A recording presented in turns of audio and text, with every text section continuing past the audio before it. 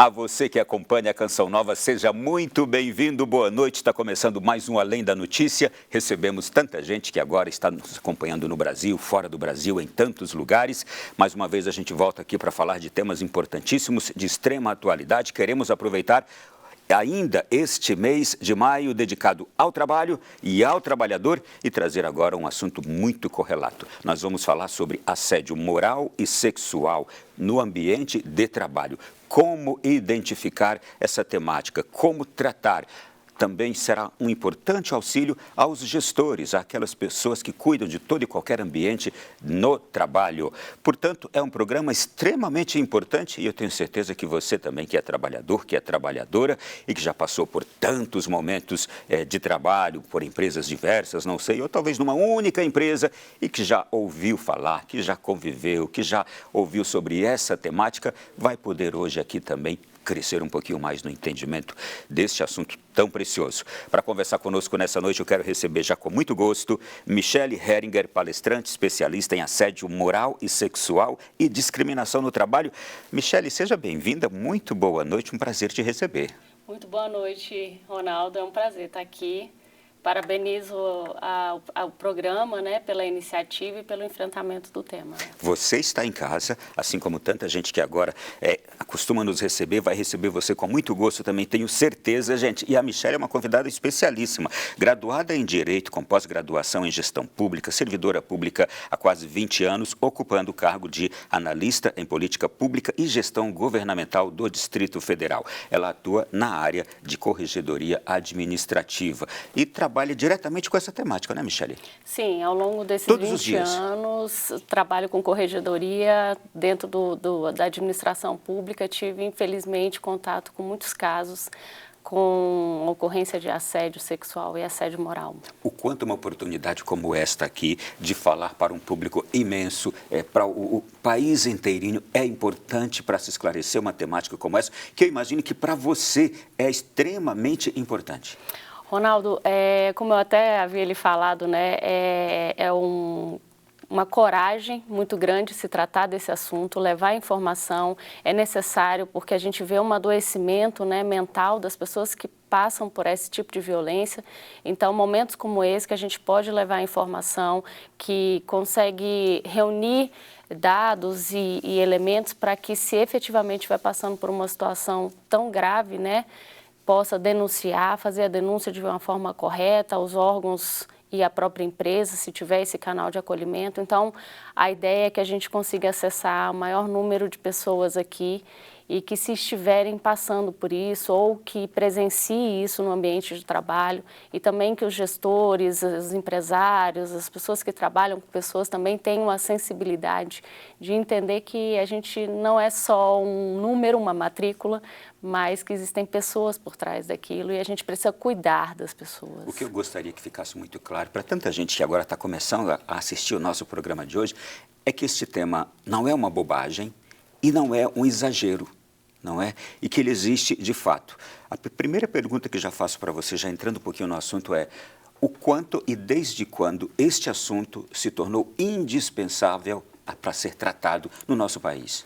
Na verdade, Ronaldo, o assédio, de uma maneira geral, ele sempre aconteceu, né? O que hoje a gente vê é um aumento da discussão por especialistas, por juristas, por psicólogos que têm visto as inúmeras consequências, porque isso tem consequências emocionais, consequências físicas, psíquicas e até em casos extremos do suicídio. Então, a gente realmente precisa discutir esse assunto, né? Falar sobre ele abertamente, né? Tem crescido nos últimos anos o número, os tribunais estão aí para mostrar a quantidade de processos e dados levantados mostram que 80% da ocorrência dos casos de assédio não são denunciados, há uma subnotificação, ou seja, os números seriam muito maiores.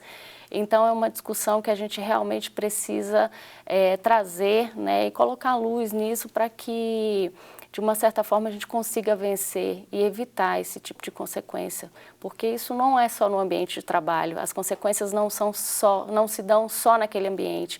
a familiar, né? Os familiares acabam acompanhando, os amigos, e esse adoecimento, as consequências muitas vezes são irreversíveis, né? Quando você falou subnotificação, eu falei, é real, porque eu estava vendo os números aqui do TST e eu falei assim, é muito pouco isso aqui. Quando você falou 80% não são notificados, levados, denunciados. Mas vamos fazer o seguinte, agora eu vou chamar a nossa equipe que preparou já aqui uma introdução a este nosso tema de hoje. Qualquer tipo de desrespeito realizado a um profissional em ambiente de trabalho é considerado um tipo de assédio. O assédio moral ou sexual são os mais conhecidos e podem comprometer a dignidade da pessoa, além das suas relações afetivas e sociais, o que causa graves danos à saúde física e psicológica, com risco de evoluir para uma incapacidade laborativa e até mesmo o suicídio. Os casos registrados no Ministério Público do Trabalho tiveram um crescimento de 19% em 2021 em relação ao ano de 2020. O setor do comércio lidera a lista de denúncias que podem ser feitas no anonimato. Em março de 2019, a Câmara dos Deputados aprovou um projeto de lei que classifica o assédio moral como crime, estabelecendo pena de detenção de 1 a 2 anos, além de multa. O projeto ainda está em tramitação no Senado. Já a Lei número 10.224, de 15 de maio de 2001, introduziu no Código Penal a definição do crime de assédio sexual, apontando que deve ser punido aquele que tiver intuito de obter vantagem ou favorecimento sexual com algum colega de trabalho. Depois da gente acompanhar essa reportagem, Michele, antes ainda de mergulharmos mais no assunto, como deve ser um ambiente de trabalho saudável? Eu fiquei aqui pensando. Então, as empresas hoje, grandes empresas, já estão investindo em qualidade de vida do trabalho, que isso passa muito mais do que uma ginástica laboral ou algo desse tipo. É você realmente trazer instrumentos, né, políticas, implementar, para que o trabalhador ele tenha condições de estar naquele ambiente de uma forma segura, né? Existem grandes empresas que já trabalham com mobiliário, a questão da receptividade das mães que voltam de licença maternidade, você tem um ambiente em que as pessoas consigam ali fazer uma ginástica, uma academia, mas de qualquer sorte, eu acho que a grande questão mesmo, Ronaldo, está na política implementada pela empresa, né? Tanto a administração pública ou a privada, porque você perceber que você precisa cuidar daquelas pessoas, precisa entender aquele cenário.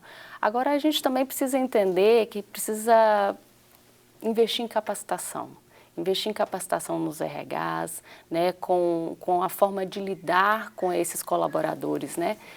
Se fala muito hoje esse termo colaborador, mas muitas empresas acabam trabalhando como se escravos fossem, né? Imprimindo metas inalcançáveis.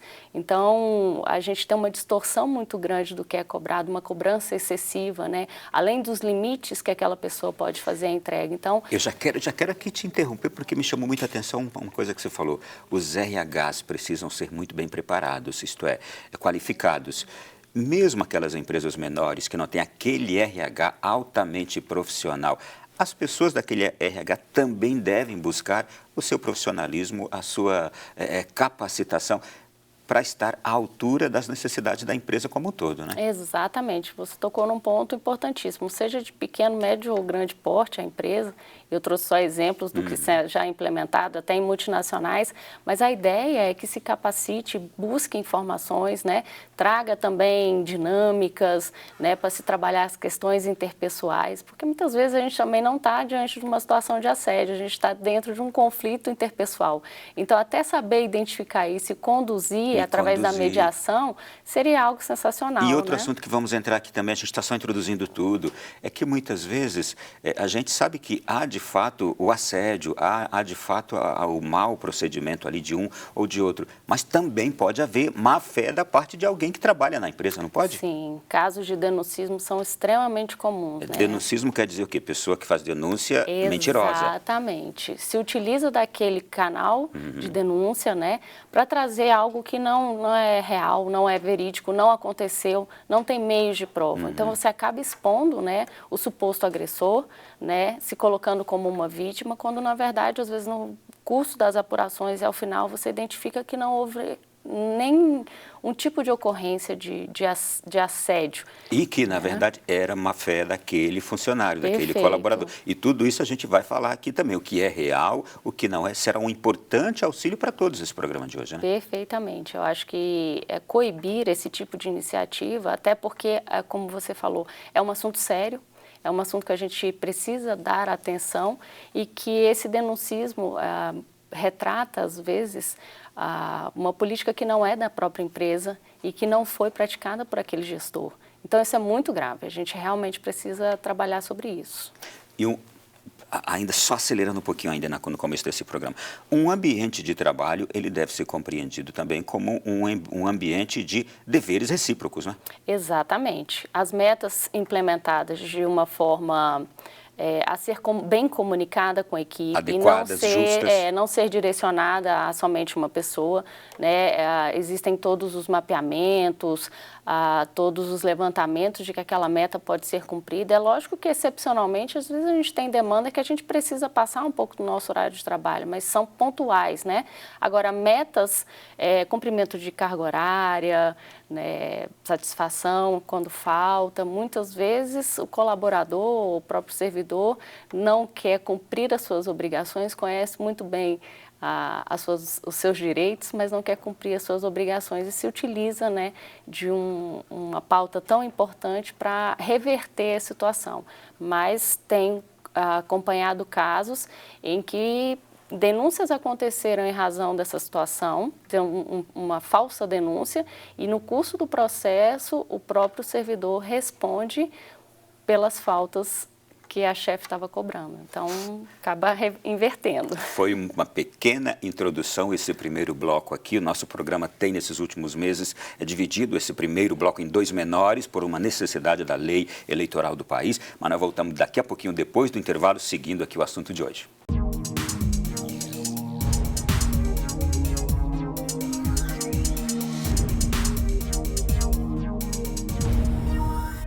De volta aqui na sequência do nosso Além da Notícia da noite de hoje, eu estou muito contente recebendo aqui a Michelle Heringer, palestrista e especialista em assédio moral e sexual e discriminação no ambiente de trabalho. Nós vamos aqui desmistificar toda essa situação, vou trazer exemplos concretos, sim, de assédio moral, de assédio sexual, vamos entrar a fundo nas temáticas todas e eu já quero que nesse segundo bloco, Michelle, trazer o seguinte dado. Depois de uma queda no registro de casos de assédio moral e sexual nas empresas durante o início da pandemia, os índices voltaram a crescer no ano passado, 2021. Os números só podem ser do ano passado, os atuais não temos ainda. Ao todo, no ano passado, foram computadas 3.049 processos de assédio sexual e 52.936 de assédio moral no país. Os dados são do Tribunal Superior do Trabalho. A gente já falou que isso aqui há uma subnotificação de 80%, não é? Então, vamos lá. Primeiro de tudo, e aqui já peço a você que nos dê uma boa aula, como você sempre faz, não é? O que é o assédio moral? Vamos lá. O assédio moral, ele é submeter, né, a funcionário ou servidor a situações humilhantes, vexatórias, de modo a ridicularizar, menosprezar no ambiente de trabalho. Então, toda ação que traz esse tipo de constrangimento ou submete, ela traz consequências. Então, ele é direcionado. O agressor, ele sabe exatamente o que está fazendo, Ronaldo. Ele tem um foco, que é exatamente trazer para aquele trabalhador um reflexo ou uma distorção da autoimagem, que ele é incapaz, né? Passando, inclusive, a mensagem para os demais que, se não se adequarem àquela forma de lidar com aquela chefia, também passarão por aquilo. A finalidade desse assédio geralmente é o quê? É uma desavença pessoal? É a intenção de prejudicar aquela outra pessoa? Foi uma má educação que aquela pessoa trouxe da sua formação e levou para o ambiente de trabalho? Na verdade, a sua pergunta é super interessante, porque sempre me perguntam qual é o perfil do assediador. Na verdade, o assediador não tem um perfil fechado, não tem estudos que mostram isso, mas a gente tem algumas características. É uma pessoa extremamente egocentrada, insegura, né? Que muitas vezes, Ronaldo, até cria um cenário irreal de competição. Então, alguém que se destaque na equipe, ele já imagina que pode assumir o seu lugar, que ele pode perder a sua chefia.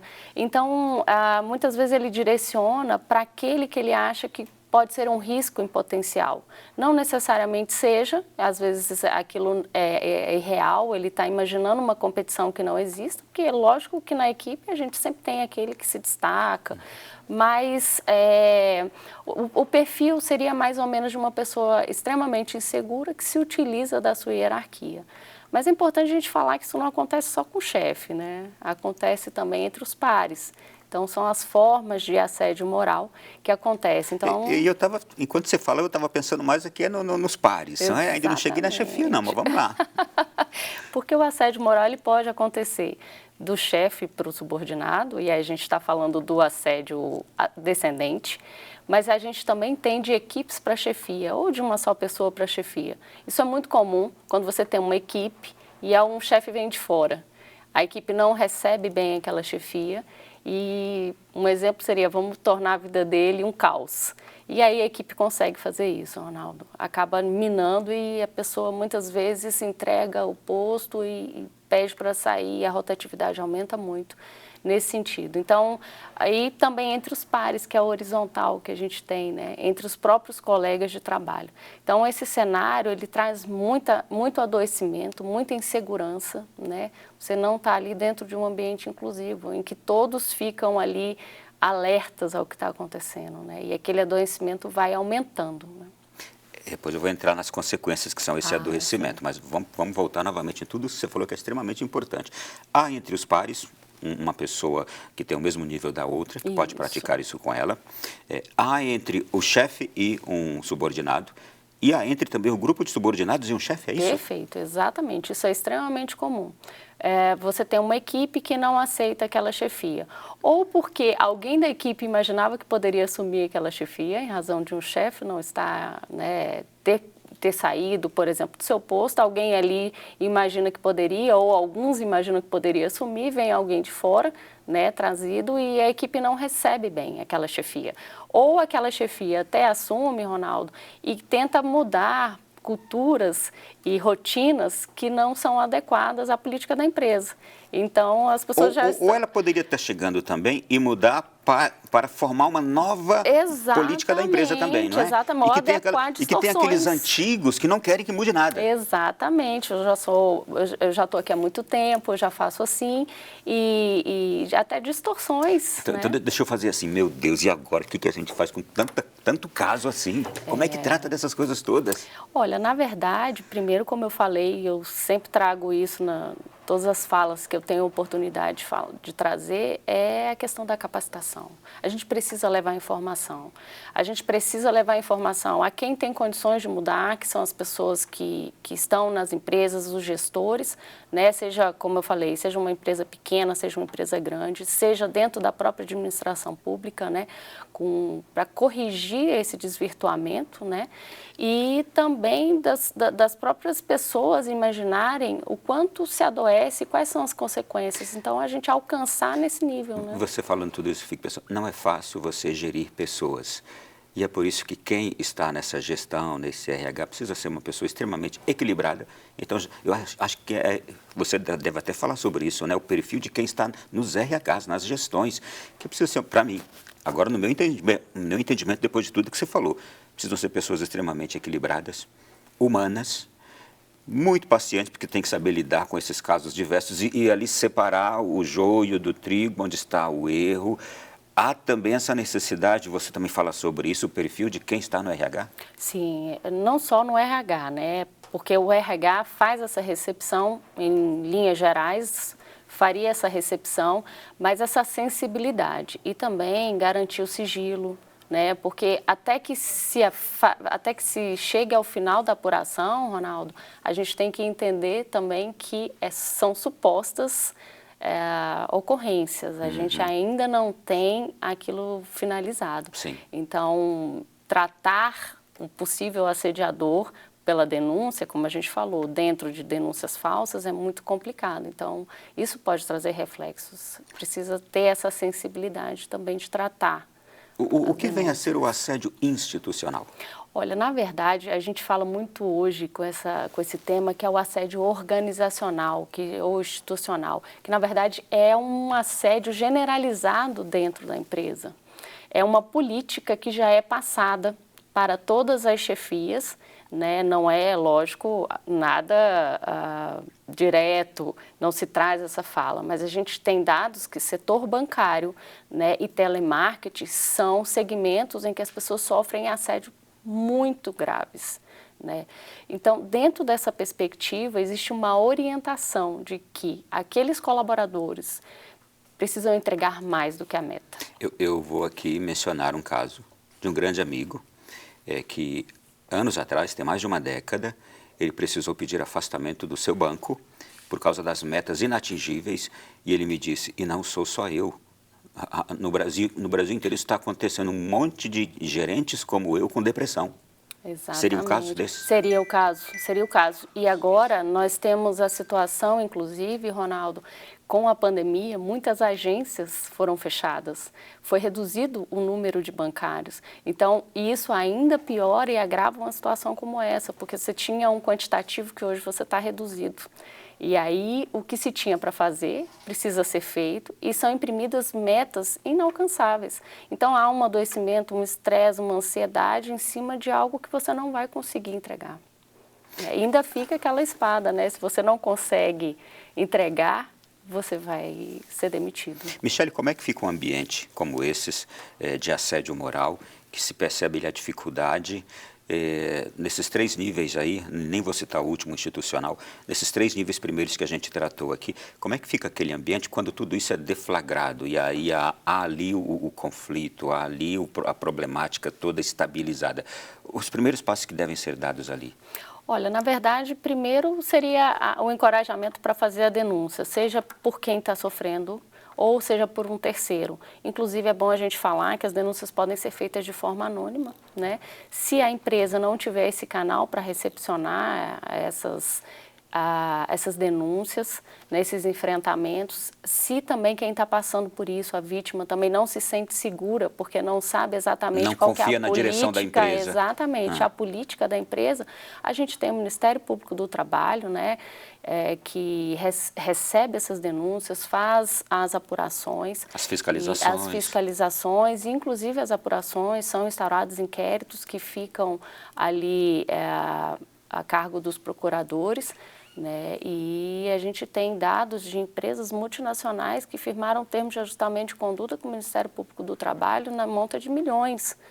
E parte desse valor foi revertido a campanhas de conscientização dentro da própria empresa. O ambiente fica por si só já adoecido, Ronaldo, não tem como você evitar. Primeiro porque você já tem um cenário de assédio e isso já traz dificuldade em lidar. Um ambiente que deveria ser seguro, saudável, né? A gente imagina que a gente passa mais tempo no nosso ambiente de trabalho que dentro da nossa própria casa, é algo que a gente sempre escuta, mas que é uma realidade. E você não ter uma segurança de confiar nos seus pares ou na sua própria chefia.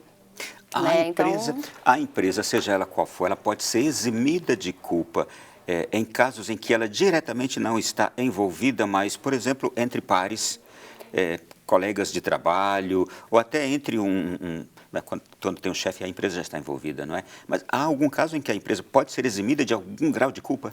Veja bem, o entendimento hoje dos tribunais é que no caso da ocorrência de assédio, ainda que seja horizontal, a empresa ela pode responder de forma solidária. E eu vou te explicar por quê. Porque, na verdade, a empresa precisa garantir... O que é responder de forma solidária? Explica para mim, por favor. Responder de forma solidária seria responder com a sua responsabilidade naquela situação.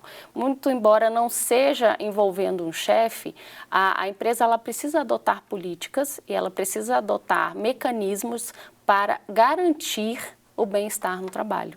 Ter um ambiente saudável é responsabilidade da empresa. Ronaldo, ainda que não seja um chefe, quando você identifica a ocorrência desse tipo de situação, precisam ser adotadas medidas. Nem que seja capacitação, encaminhamento, conversas com psicólogos, enfim, a gente tem vários mecanismos, poderia trazer vários aqui para você, mas o importante é que a empresa precisa estar atenta, até para que aquilo não cresça. Michele, a gente não falou de assédio sexual, das consequências para a saúde, os casos concretos, consequentes desse tipo de assédio, seja o moral, seja o sexual. Eu vou trazer aqui ainda o exemplo de uma empresa que age corretamente, para manter o seu ambiente saudável. E vamos trazer alguns casos bem concretos aqui, exemplos do que já aconteceu no Brasil, que os tribunais já julgaram, para que você possa nos explicar de fato tudo isso. Isso vai ficar muito bem compreendido para todos nós. Mas agora está chegando a hora de mais um intervalo bem curtinho e a gente já volta aqui na sequência do Além da Notícia.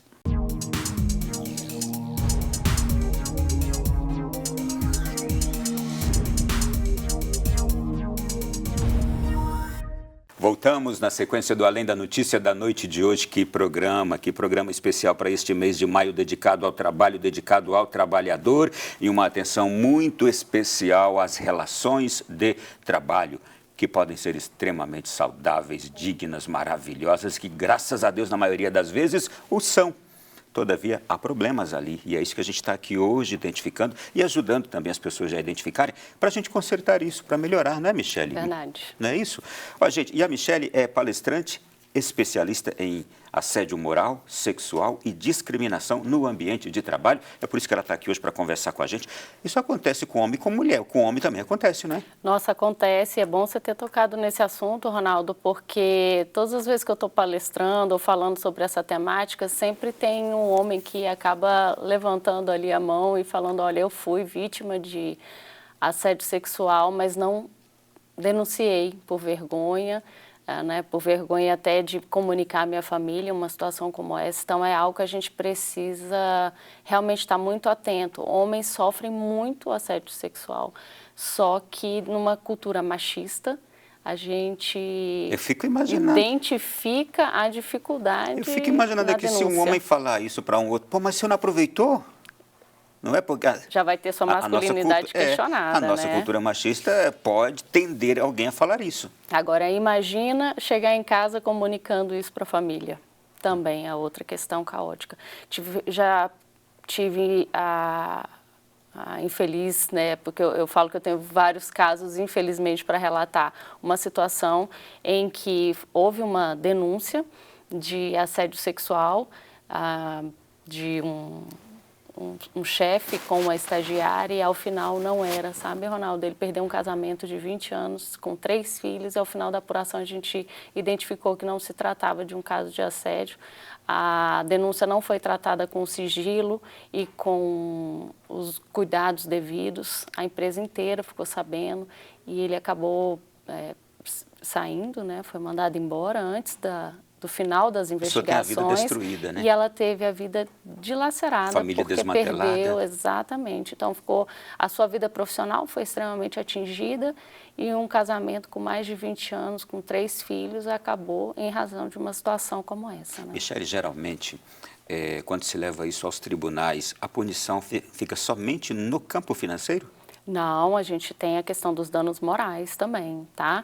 A gente tem essa reparação do dano, mas porque é importante falar, inclusive, Ronaldo, que o assédio moral, diferente do sexual, ele não é um crime. Ainda não é um crime. A gente tem um projeto de lei que está em andamento no Senado, que é o projeto 1521, ele já foi designado um relator que traz justamente essa criminalização do assédio moral, não da empresa. Seria a penalização, digamos assim, de quem pratica. Então, seria da pessoa física e não da pessoa jurídica. Mas isso já seria um avanço. Alguns questionamentos são feitos, algumas críticas ao projeto de lei, mas eu acho que seria um avanço para as relações de trabalho, trazer uma segurança ainda maior considerando que o assédio sexual já está previsto como um crime, no Código Penal. No caso como esse, desta pessoa, deste senhor, que teve a família desmantelada, a vida destruída, provavelmente perdeu o emprego, ninguém sabe como é que ele conseguiu levar a vida adiante depois disto, a pessoa causadora de tudo isso, aí entra como assédio sexual? Na verdade, a denúncia foi como assédio sexual. E aí a punição, no caso como esse, para a pessoa que cometeu, porque o assédio sexual já é crime. Como ele é crime, é uma denunciação caluniosa. Agora, você se submeter a um processo judicial, passando por tantas consequências já que você está passando a sua questão profissional, familiar, muitas vezes as pessoas deixam até para lá. É o que acontece, inclusive, no caso do assédio moral e do assédio sexual. Às vezes a vítima se esgota tanto, ela passou por tanta violência psicológica que ela, ao final, diz: eu não tenho condições de lidar com isso, eu não consigo avançar com uma apuração, eu não tenho condições de reagir a isso. E acaba sucumbindo, sai da empresa, procura um outro posto, mas leva aquela sequela para a vida. Tem pessoas que não conseguem dar continuidade à sua vida profissional em razão dessa violência, porque normalmente quem faz esquece, mas quem está recebendo aquela violência leva para a vida inteira. Em casos como esse, que você menciona tão bem, exemplifica tão bem, você, como alguém que pudesse dar uma sugestão para os legisladores, o que fazer para ajudar em casos assim, que a pessoa realmente ela se sente esgotada, sem forças, ela sendo vítima, ela sendo toda prejudicada na situação? Que auxílio se poderia oferecer a esta pessoa que não tem mais forças ela mesma para lutar por ela? Na verdade, teria que ter um acompanhamento, né, algo que a legislação pudesse trazer como um acompanhamento, né, psicológico, dando todo esse suporte, porque a pessoa ela precisa se restabelecer. O emocional dela está completamente destruído, o emocional, o psíquico. Muitas pessoas desenvolvem síndrome do pânico, insônia, crises de choro, tem uma distorção da autoimagem, Ronaldo, isso é algo muito grave. Então, seria nesse sentido de trazer também e dar condições para que essa pessoa tenha esse suporte psicológico e psiquiátrico. Muitas vezes precisa ser medicada, precisa ter um acompanhamento ao longo de um tempo para ela conseguir se restabelecer. E é bom a gente também falar que muitas vezes as vítimas, assim como de abusos, né, que a gente vê, infelizmente, em casos de estupros, muitas vezes a vítima acha que deu causa àquela situação. Ela entende que se o chefe está dizendo que ela é incapaz, que ela não consegue fazer as entregas, ela é realmente incapaz. Então, ela vai até, digamos assim, validando aquele tipo de agressão, falando realmente ele tem razão. E aí os pares que estão ali, que precisam dar esse suporte. O que são os pares?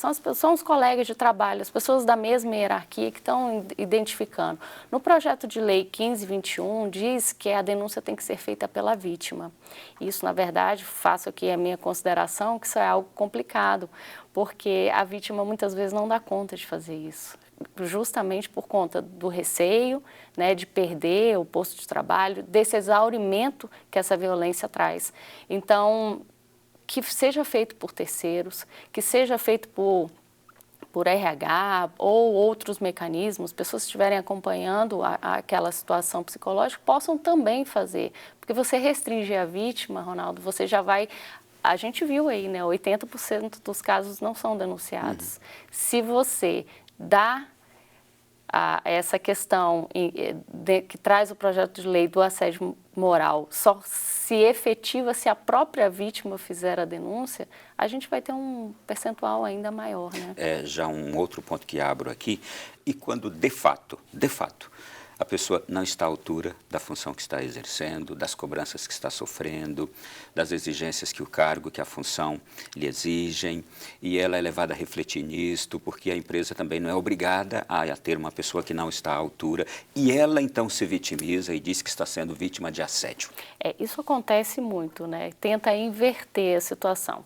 O que acontece é que a gente precisa fazer duas análises aqui. Primeiro, quando se imprime metas, as metas elas precisam ser factíveis, elas precisam de fato ser possíveis de cumprir.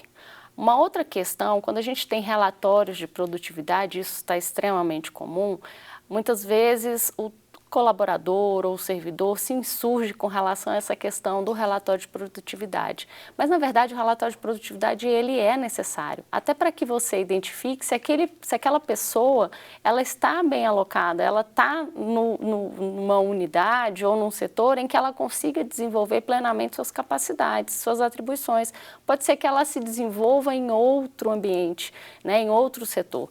Então, até uma análise da produtividade, não no sentido de punir, não no sentido de menosprezar. Agora, é lógico que o relatório de produtividade não pode ser dirigido a uma pessoa da equipe.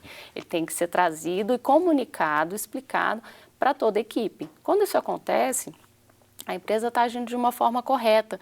Por quê? Porque ela pode até... É uma boa política até para ajudar as pessoas. É uma política, porque todos nós temos nossas habilidades, nossas capacidades, e a gente, quando está bem alocado, quando a gente está bem dentro daquele ambiente que a gente domina, que a gente tem interesse, que é um ambiente prazeroso, a gente faz as melhores entregas. E a gente sente satisfação também. Exatamente, uma satisfação pessoal, as ideias surgem, né?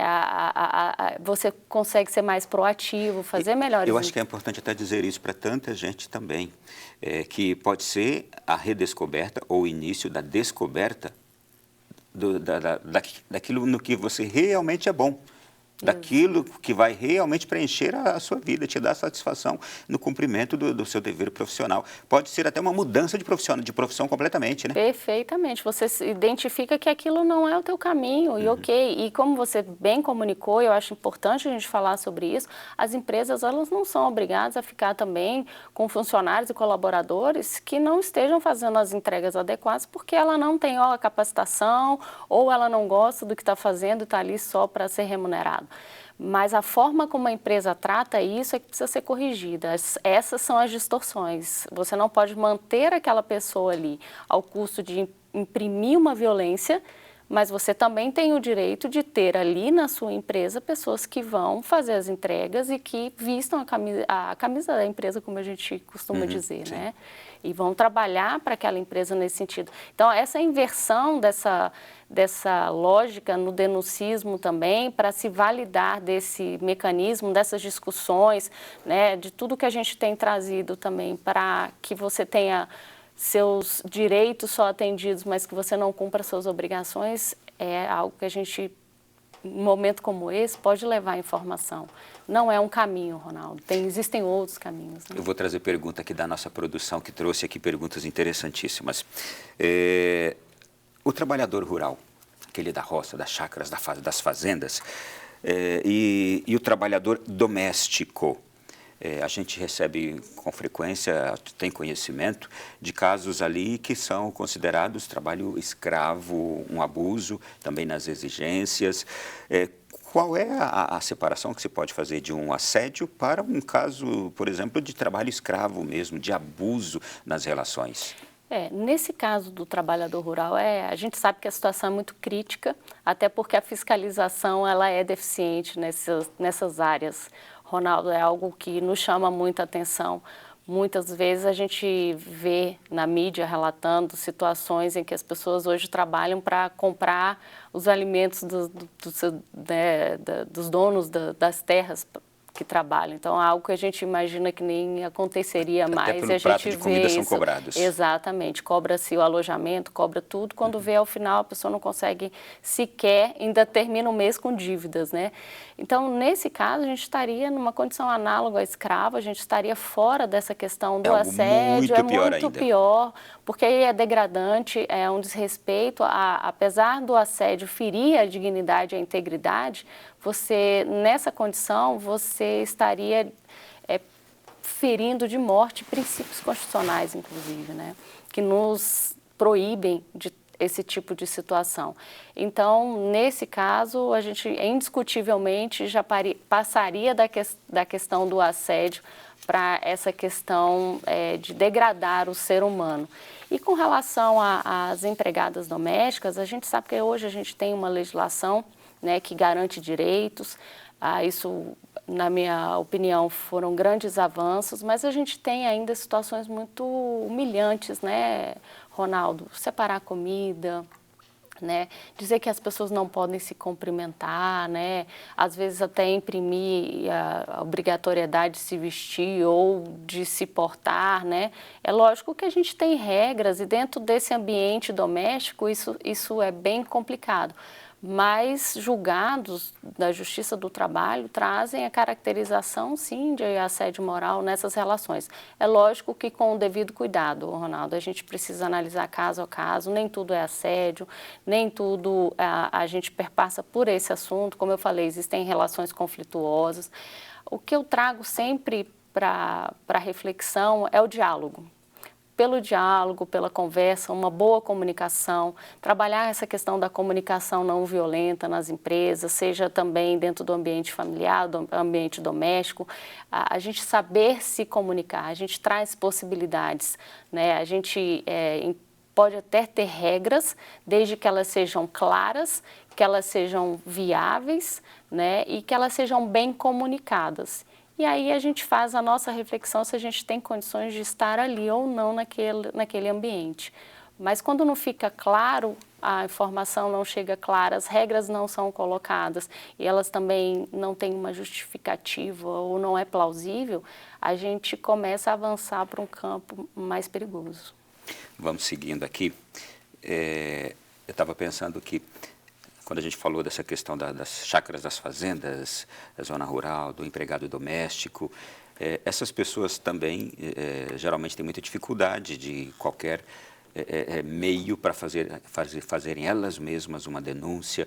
Alguém de fora, alguém que está a uma certa distância, percebendo aquilo, a quem deve se dirigir para fazer aquela denúncia, para fazer que a justiça conheça aquela realidade? Olha, um terceiro pode fazer essa denúncia, com certeza, e volto a reforçar o papel importante do Ministério Público do Trabalho com essas questões, que acabam fazendo essa fiscalização, né?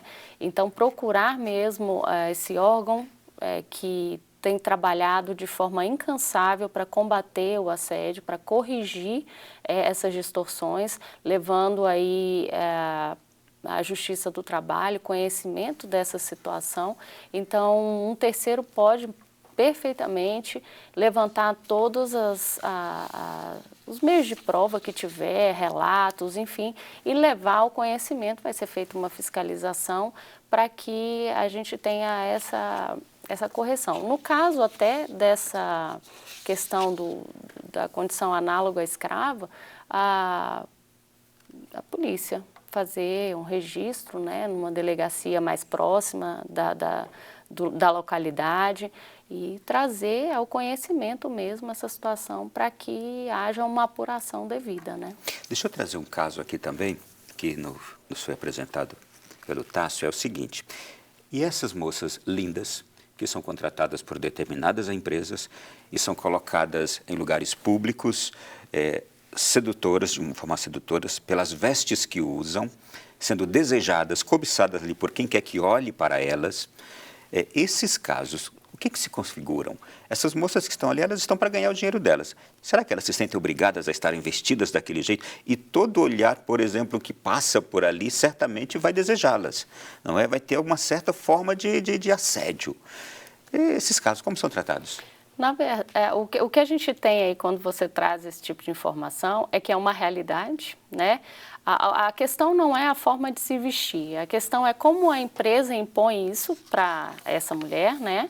E eu diria até para homens, tá? Eu sempre gosto de reforçar que pode acontecer de uma forma ou de outra, porque assim como tem mulheres muito bonitas, tem homens muito bonitos e a gente pode ter aí iscas, digamos assim, que seria essa pessoa que faria essa captura desse cliente em razão dessa imagem, desse primeiro impacto que se tem, esse impacto visual.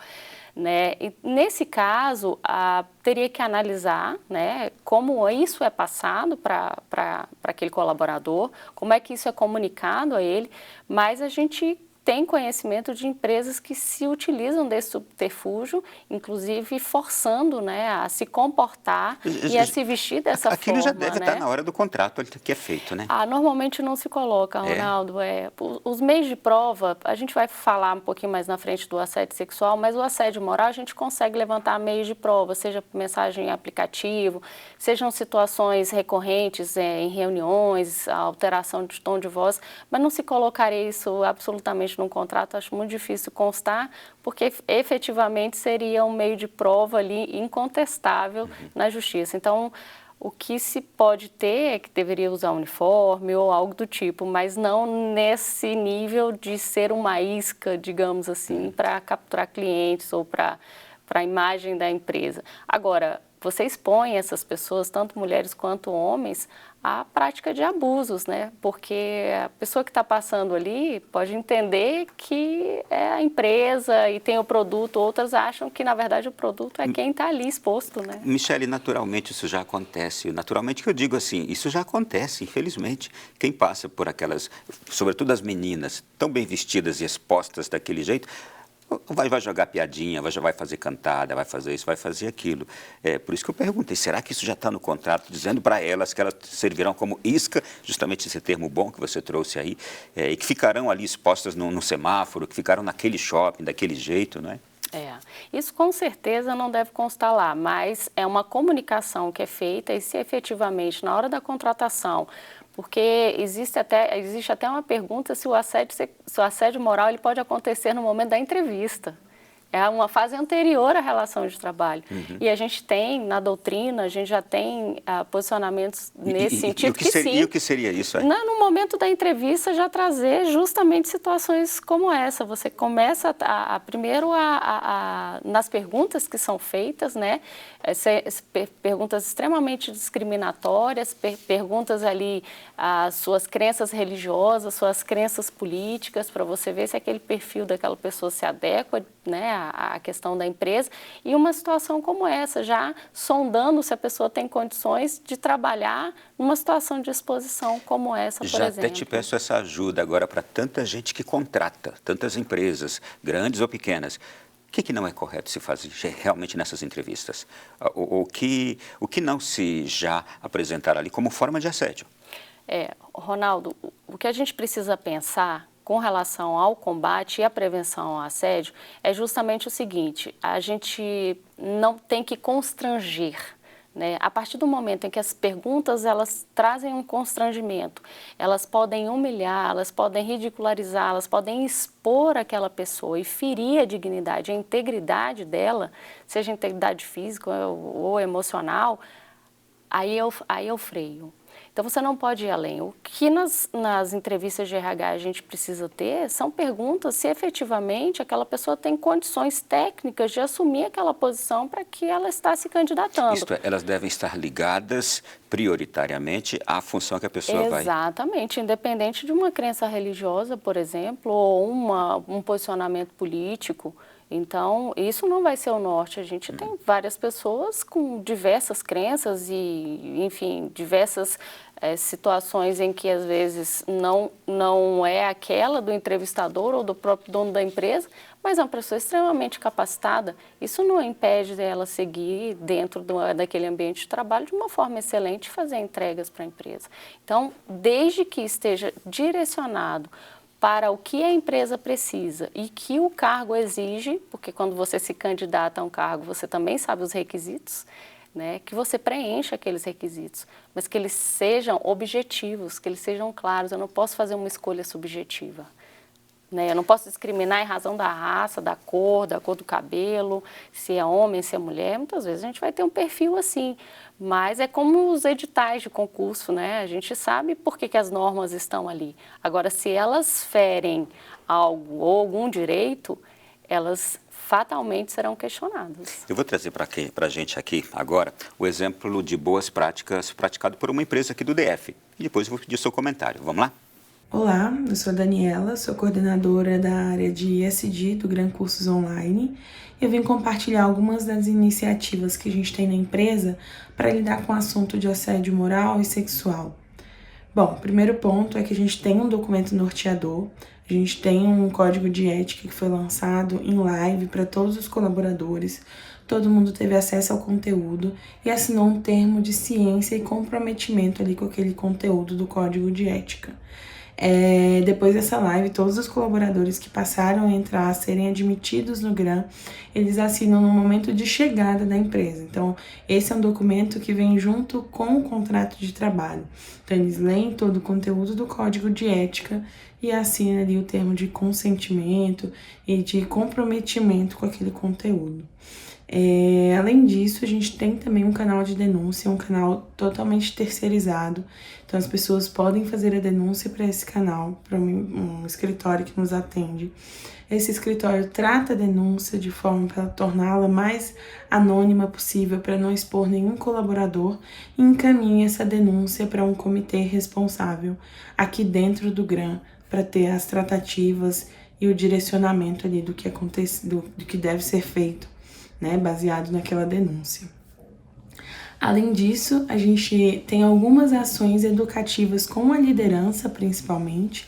Então, por exemplo, nesse mês a gente contratou um advogado para compartilhar com a liderança e falar quais são as implicações de uma denúncia de assédio sexual, de assédio moral, o que configura, quais são as consequências. Então, além dessa live ali que o advogado trouxe para a liderança, a gente criou também uma trilha dentro da universidade corporativa, que é mais rica em conteúdo, né, que extrapola o conteúdo que foi aplicado ali na live, que os gestores têm a obrigação de fazer. Então, é uma trilha obrigatória, todo mundo precisa passar por ela para conhecer esse assunto de assédio sexual e assédio moral. Além disso, a gente faz algumas intervenções mais pontuais também. Então, por exemplo, a gente se sentir necessidade que na área precisa de uma intervenção para falar sobre segurança psicológica, por exemplo, a gente contrata uma pessoa para vir e compartilhar tanto com a liderança quanto com o time sobre esse assunto. Então, a gente vai muito na linha educativa com a liderança e na disponibilização de canais para que todos os colaboradores tenham a oportunidade de se manifestar, de não ficarem calados e da gente também ter a oportunidade de agir diante de uma situação desse tipo. Michele, eu achei interessantíssima a atitude da empresa. Para mim, antes de tudo, ela está fazendo algo para se autoproteger desses problemas atualíssimos, não é? Perfeitamente.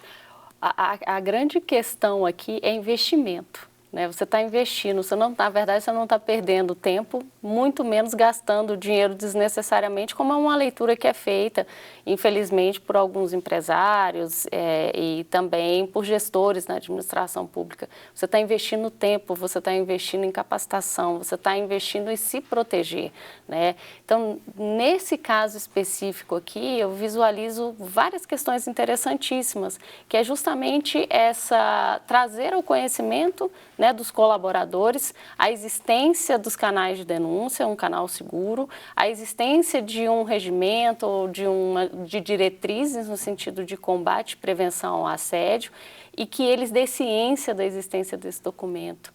Então, uma ambientação para os colaboradores que estão chegando, para os servidores que estão tomando posse. O oferecimento de um ambiente seguro, um recado para todos que estão chegando, olha, aqui a gente funciona assim. Perfeito. E para quem já está lá há muito tempo, também relembrar o que precisa ser relembrado.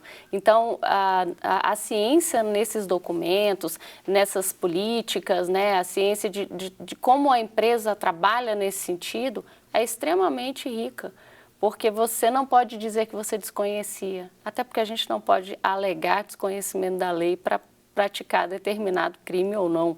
Então, nesse caso, para mim, é visível que você acaba trazendo todos para colaborar, você cria uma rede de colaboração, você quebra a rede de silêncio e aí você se blinda enquanto empresa. Tenho certeza que foi uma excelente sugestão para tanta gente que está nos acompanhando agora, né? Tantos donos de empresa ou gestores em geral. Gente, olha, esse bloco está ficando por aqui. Michele, no próximo bloco vamos falar sobre assédio sexual. Nós vamos falar sobre o home office, que gerou uma porção de outras consequências nessas questões de assédio também. E vamos trazer casos concretos aqui, vou apresentar, a Michele vai comentar, tá bem? Casos concretos dos tribunais brasileiros. Até já.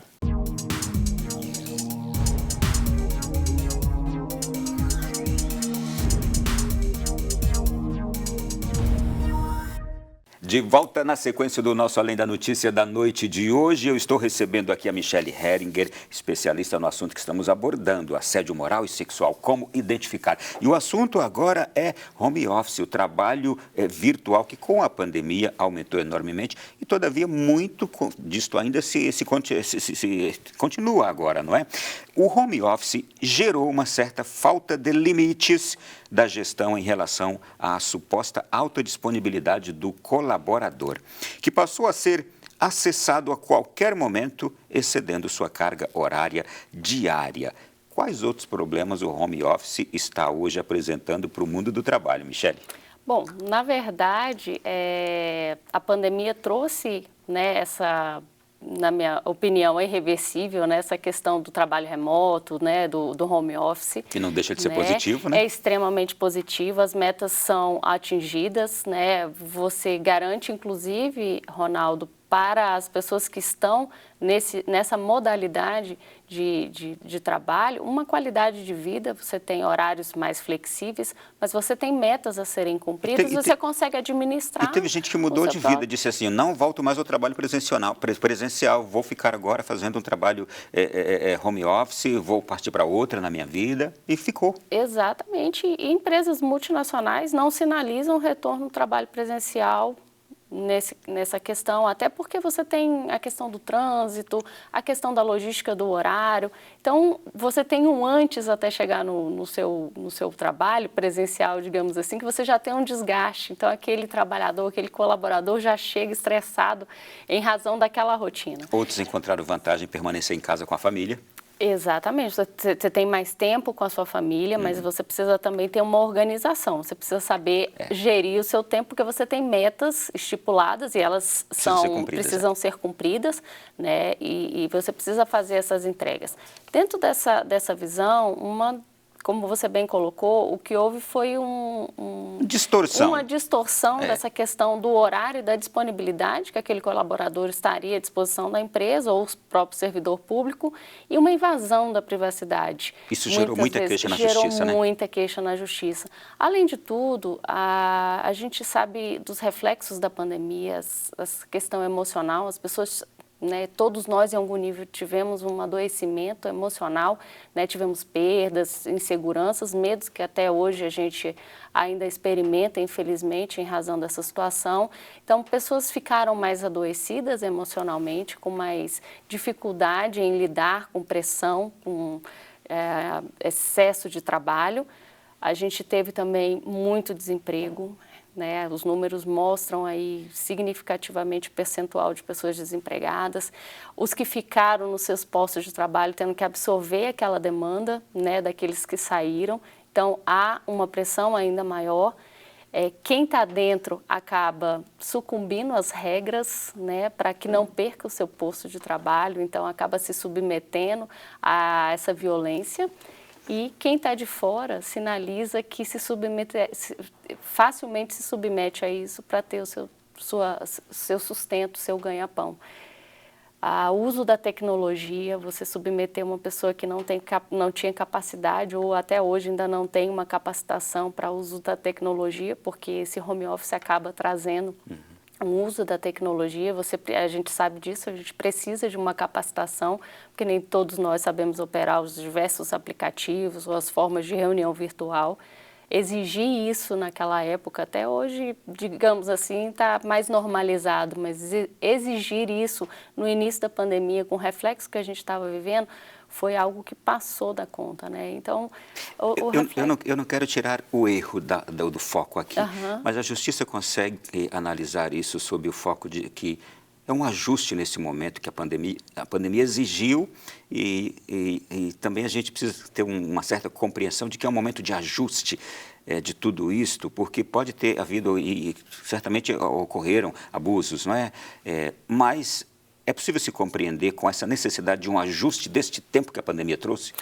Sem dúvida nenhuma. Os tribunais estão tendo essa sensibilidade, analisando caso a caso, que é o que efetivamente precisa acontecer. Alguns casos, como você falou, foram ajustes, foram situações novas para a própria empresa, para os colaboradores, para as chefias. Para a justiça. E para a própria justiça. Então, os casos são analisados e as provas que se traz para esses autos, né, o ônus da prova, né, vai caber, nesse caso, a quem está alegando. Então, é efetivamente levantar essas provas e trazer aos autos para que o caso concreto seja analisado com o devido cuidado. Vamos lá. Assédio sexual agora. Quero entrar com você nessa questão. Um estudo realizado no ano passado pela Think-IVA, em parceria com o LinkedIn, revelou que 47% das mulheres entrevistadas disseram que já sofreram assédio sexual no local de trabalho. Quais os casos mais recorrentes?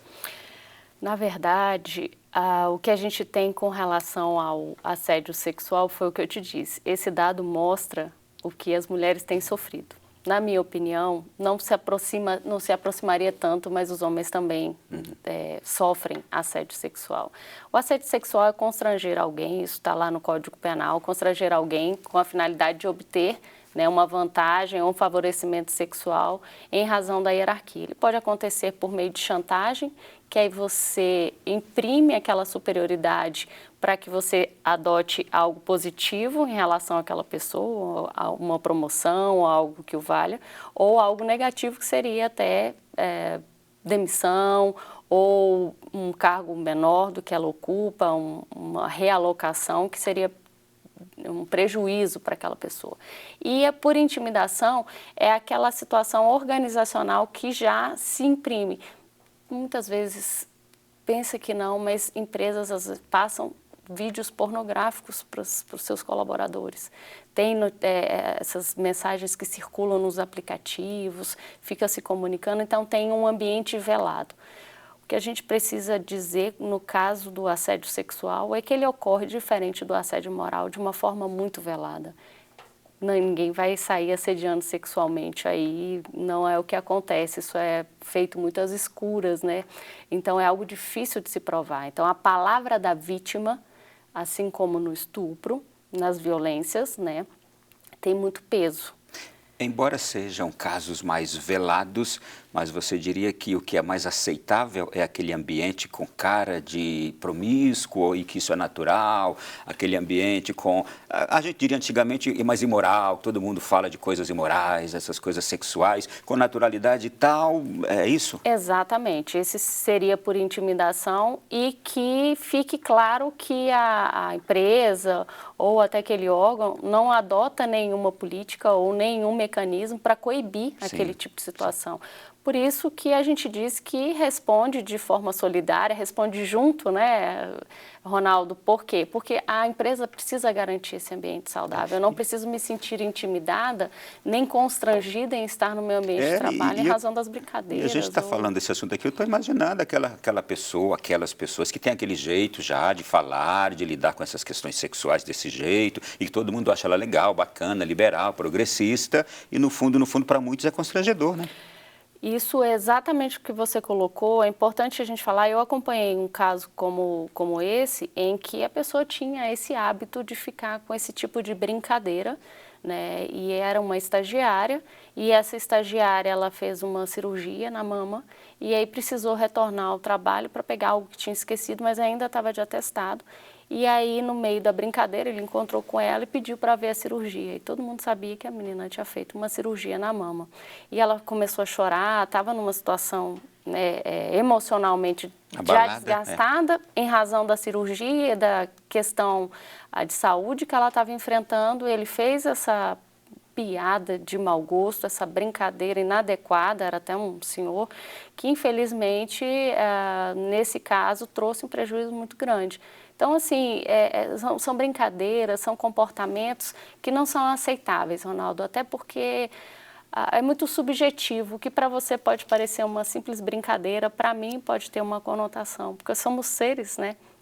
Dentro dessa relação interpessoal, somos seres diferentes, somos seres com cargas e vivências muito diferentes. Então, às vezes, o que é muito tranquilo e natural para você, para outra pessoa pode ter um significado muito maior. A gente teve um outro caso também que eu tive a oportunidade de acompanhar, que foi uma professora, né, que estava discutindo com um aluno, o diretor chamou para conversar. No momento que ele fechou a porta, ela teve uma crise de choro descompensada. A secretária entrou e depois foi entender que o padrasto dela abusava dela.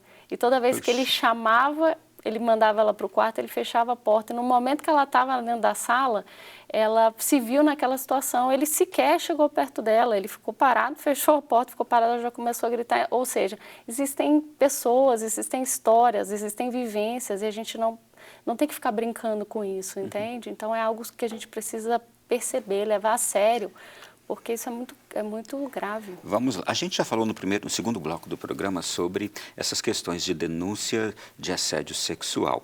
Mas quais são as dificuldades que a pessoa que sofre o assédio sexual tem ao denunciar? Porque a obrigatoriedade da prova é da própria vítima, né? Exato. Mas nesse caso específico, como eu fiz a observação, é importantíssimo você que está em casa, se você está sofrendo esse tipo de situação, a sua palavra tem muito peso. Por isso a responsabilidade também na denúncia, sabe, Ronaldo? Porque, muito embora, é uma observação até que eu tenho que fazer aqui, o assédio sexual ele não precisa ter um contato físico, tá? Ele pode acontecer até de forma virtual. Importante dizer isso. Aplicativos, mensagens em rede social, envios de e-mails, telefones, telefonemas. Então, tudo são meios de prova, tanto para o assédio moral quanto para o sexual. Mas a gente não precisa ter o contato físico. E podemos dizer que até no ambiente de trabalho, ali no meio dos outros todos, as brincadeirinhas e as piadas podem, em determinado momento, configurarem prova de assédio sexual? Exatamente. Inclusive, os colegas serem testemunhas disso. Sim. Porque, veja, no assédio sexual, o não consentimento da vítima precisa ter claro. Porque aí a gente não estaria entrando nessa seara da paquera, não querer, do não flerte. gostar, Exato. o não aceitar isto. O não, né? A pessoa ela não consente com aquele comportamento. Então, inicialmente, poderia ter uma investida, a pessoa não consente, não é recíproco, ok, cessa, isso seria pontual, tá? Porque a gente sabe que às vezes dentro do ambiente de trabalho eu tenho colegas que casaram, constituíram família, isso pode acontecer. Só que ela tem uma reciprocidade, a outra parte ela permite que aquilo aconteça e se desenvolva. E é justamente o flerte, isso que né? E é bom a gente desmistificar tudo, explicar tudo direitinho. Não é que é um mimimi que se está hoje aqui falando, não. É que existe o caso em que realmente esse ponto é fundamental. A pessoa aceita, a pessoa consente, ela brinca, ela está junto. E tem outras que não admitem, que não conseguem, que não suportam por histórias de vida. Exatamente. Ou porque realmente não tem interesse naquele relacionamento ou naquela situação. Naquele tipo de relação. Exatamente, que está se estabelecendo.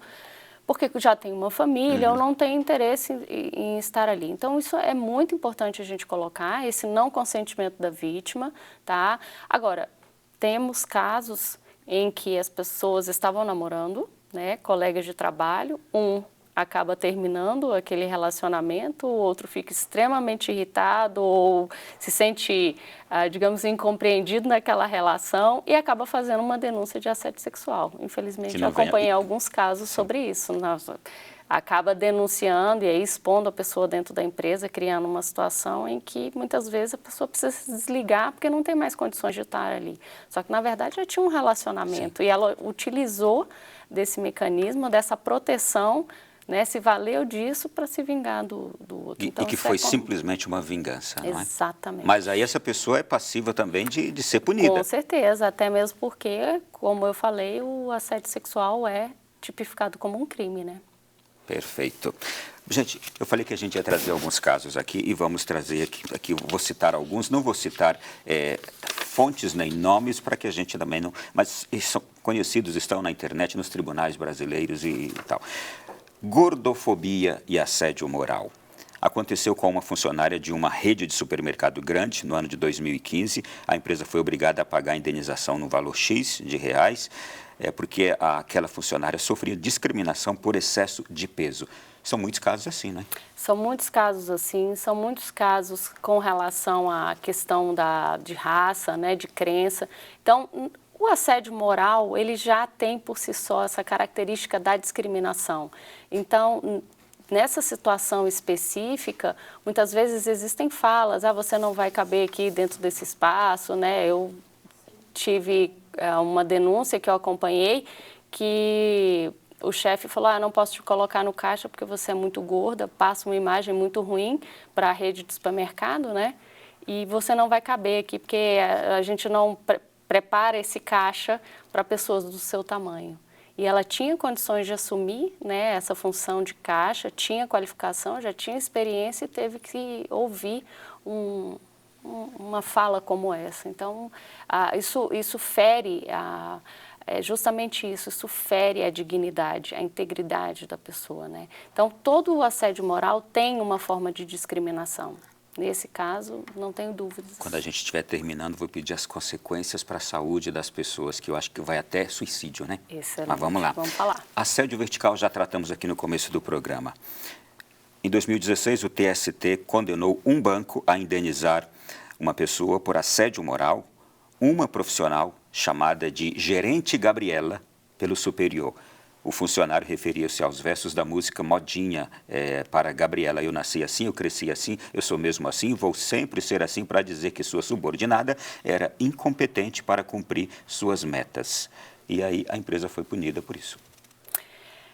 Outra situação extremamente complicada, você começa a rotular as pessoas. Um jeito errado de conversar com a pessoa sobre talvez uma deficiência, uma dificuldade. Exato, é o que eu digo, a base é a comunicação. É uma comunicação saudável, uma comunicação em que você permite, inclusive, trazer à tona as necessidades de uma possível capacitação ou compreensão de um momento que aquela pessoa está passando na vida pessoal, porque a gente sabe, né, Ronaldo, que isso interfere muitas vezes no nosso ambiente de trabalho. Às vezes a pessoa, ela consegue produzir, faz entregas, em determinado momento aquilo cai bruscamente, você vai fazer uma conversa com o chefe para tentar entender o cenário, às vezes a pessoa está com um problema pessoal, né, um problema de saúde, e aí você compreender isso pontualmente. Agora, você rotular, você trazer ali associações em que você pode trazer e expor aquela pessoa, ridicularizar e até humilhar, efetivamente a gente está, né, pode estar diante de uma situação de assédio moral, sim.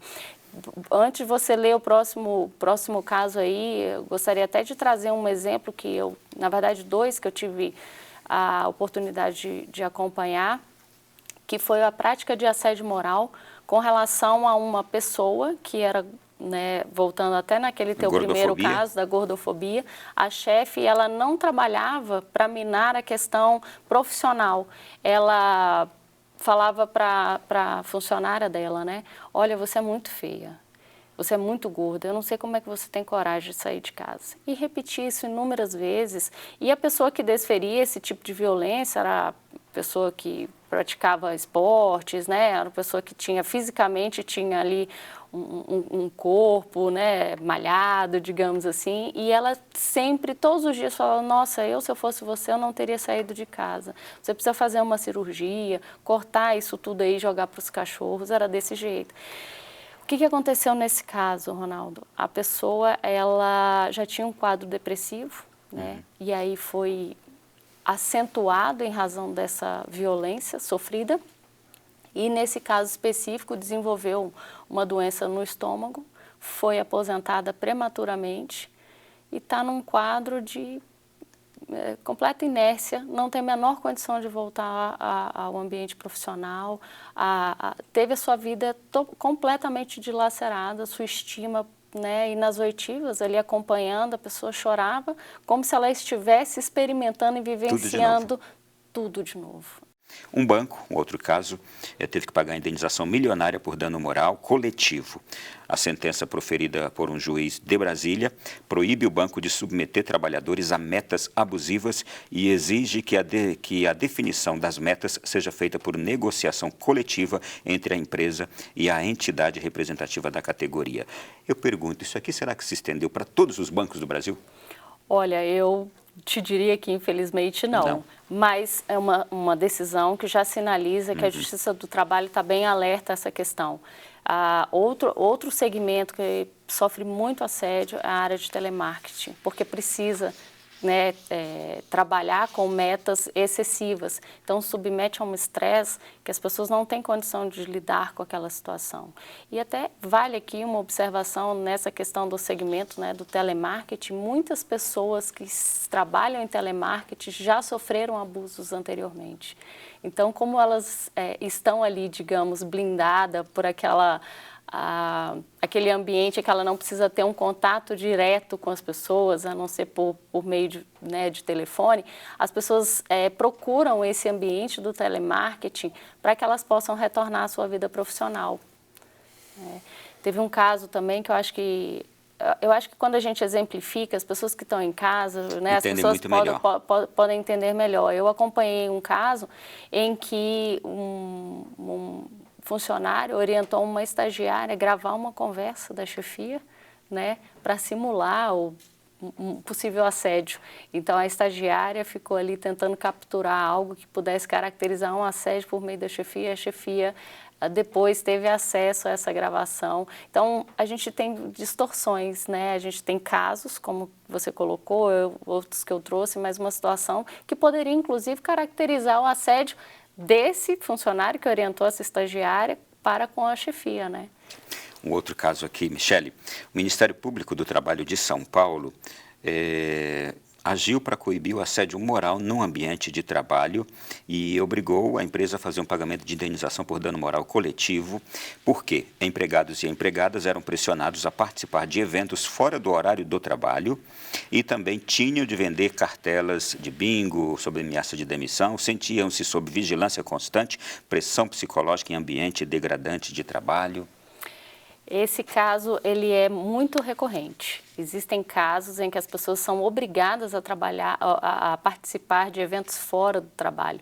E eu diria que existe algo muito até pior do que isso aí, que são reuniões, né, eventos em que o próprio colaborador ou funcionário não pode levar a família e se estabelece ali um clima, digamos, de promiscuidade. E a pessoa tem que participar daquilo com bebidas, uma situação extremamente degradante. Então, isso é muito corriqueiro. Teve um caso aqui de gravidez e assédio moral em que se dizia na empresa para aquela funcionária, você só sabe fazer filho. Isso é algo que acontece muito, Ronaldo, infelizmente. As mulheres, elas sofrem muito, porque existe até uma sinalização da própria empresa de que as mulheres que estão ali não devem engravidar, porque aquilo traz um prejuízo, falas nesse sentido, né, e retorno à maternidade, uma falta de compreensão desse momento, né, dessa questão da amamentação, não respeitar os horários, né, estipulados pela lei para essa questão da amamentação, e exigir ali demais daquela mãe. Então, situações extremamente corriqueiras, infelizmente, a gente ainda tem muito disso. Michele, com todos esses casos exemplificados aqui, tantos outros que a gente não trouxe, quais consequências você tem conhecimento que o assédio moral, que o assédio sexual provoca na vida de pessoas? Além de alguns casos que você já mencionou aqui, mas pode chegar a suicídio? Pode. Isso pode se desenvolvendo ou pode chegar já num momento em que a pessoa transcende todas as outras consequências e já chega, infelizmente, a tirar a própria vida. Mas a gente tem síndrome do pânico, a gente tem insônia, a alteração da pressão arterial, pressão alta, a crises de choro, isolamento. Então, são várias questões, né, nesse adoecimento, porque é um adoecimento emocional e a gente sabe, né, Ronaldo, nosso corpo ele responde a todas essas tipos de violência e o emocional acaba trazendo prejuízos. Então, dores no estômago, né, dores musculares, as pessoas têm muitas dores nas articulações. Por quê? Porque o seu corpo é exigido ao máximo. E muitas pessoas, infelizmente, por falta de um acolhimento, por falta de um acompanhamento, porque às vezes não tem um plano de saúde ou não tem uma orientação, não tem acesso a psiquiatra, psicólogo, né, a um terapeuta, acabam no seu limite, no esgotamento emocional, fala, eu não dou mais conta de vivenciar essa. E aí tira a própria vida, submete a família a uma situação de passar por uma perda tão dolorosa e sabendo que isso tinha uma causa, né, Ronaldo, que não foi tratada, não foi cuidada, não foi vista, né. Eu quero te pedir uma palavra final agora, de esperança também para tanta gente que nos acompanha, para todos nós, né, gente? Nós somos trabalhadores sempre onde estamos, somos profissionais, muitos de nós são gestores também, são responsáveis por outras pessoas. Vou te pedir uma palavra final para todos nós, numa temática como essa. Olha, Ronaldo, o que eu tenho para trazer para todos nós aqui, como você falou, eu também sou servidora pública, também já passei por situações de assédio, é que a gente precisa ter uma responsabilidade, enxergar, né, até onde a gente pode chegar com a nossa colaboração, compreendendo, né, todos nós somos seres humanos, falíveis, passíveis de erro, mas que com a informação a gente possa levar ao conhecimento das pessoas tudo que foi trazido, né, dessa temática, né, a profundidade desse assunto, em algum nível todo mundo se conecta a isso. Então, se você é testemunha, dê apoio à vítima, seja realmente testemunha. Se você está passando por isso, denuncie, procure o Ministério Público do Trabalho, a Justiça do Trabalho, né? Não fortaleça o agressor, mas iniciativas podem ser implementadas que podem trazer um ambiente de trabalho inclusivo, seguro, né, saudável, que é o que realmente a gente precisa para fazer as nossas entregas. As relações de trabalho, elas são inerentes ao ser humano, a gente precisa disso. Então, estar dentro de um ambiente que você se sinta bem, se sinta acolhido, se sinta compreendido, né, que as relações sejam permeadas pelo respeito, pela humanização, pela empatia, pela conexão, é extremamente rico. Pela felicidade. A gente quer estar trabalhando feliz, né? Exatamente. Obrigado, Michele. Prazer te receber aqui. O prazer é todo meu. Um abraço para o seu Orlando, que é telespectador aqui da Canção Nova. Seu Orlando, um abração, tá? Recebi aqui da Michele, tá bom? Até a próxima, se Deus quiser. Bom trabalho para vocês, um trabalho importantíssimo. Muito obrigada e parabéns novamente pelo enfrentamento e por esse tema estar sendo discutido aqui. Assim seja sempre. Obrigado a tanta gente que esteve conosco até agora. Esse programa já pode ser revisto imediatamente aqui na sequência da programação da Canção Nova no YouTube, no canal Canção Nova Play. E até semana que vem, se Deus quiser, com mais um Além da Notícia.